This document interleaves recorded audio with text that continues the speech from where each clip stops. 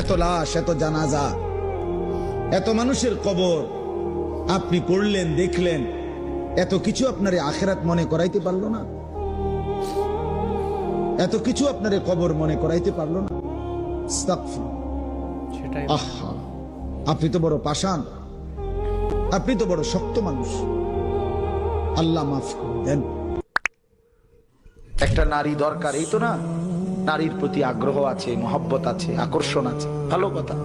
এটা পূরণের জন্য আল্লাহ হালাল স্ত্রী যথোপযুক্ত সময়ে ইন্তজাম করেছে।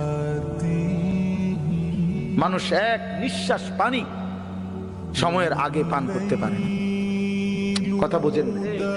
কত জায়গায় আমগো তুমি, কত জায়গায় কত বার্তা ইন্দাত হই, সারা দিন বয়ান কইরাও আমি অনেক সময় আছে হোটেলে গিয়ে ভাত খাইছি, সময় মিলাইতে পারছি না। তো তাহলে সুখের সাগরে যে ভাসতেছে সেও মরে যাবে, দুঃখের পাহাড়ে যে সেও মরে যাবে, ঠিক না? জীবনে কোনোদিন দুঃখ ছাড়া সুখ দেখে নাই যে তারও মৃত্যু হবে।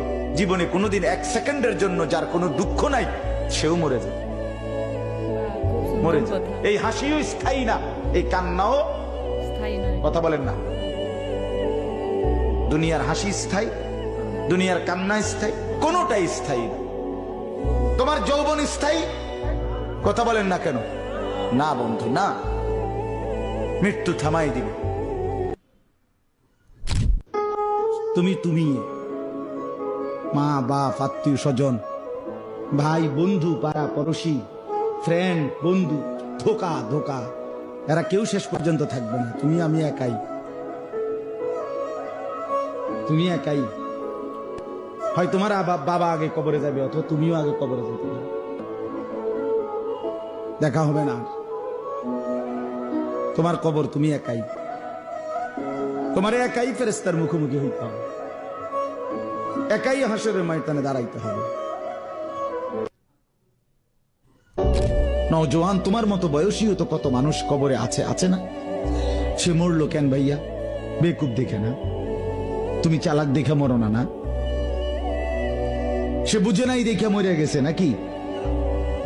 তো মালিক দয়া করেছে বলেই তো আমি আর আপনি এখনো বেঁচে আছি।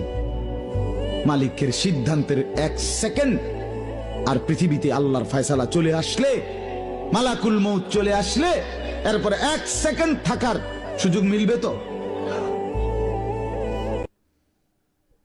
আমি অনুরোধ করছি বাপ, নওজোয়ান, তোমাদেরকে এই বন্ধু বললাম, তোমরা যারা সকাল থেকে রাত 2টা 3টা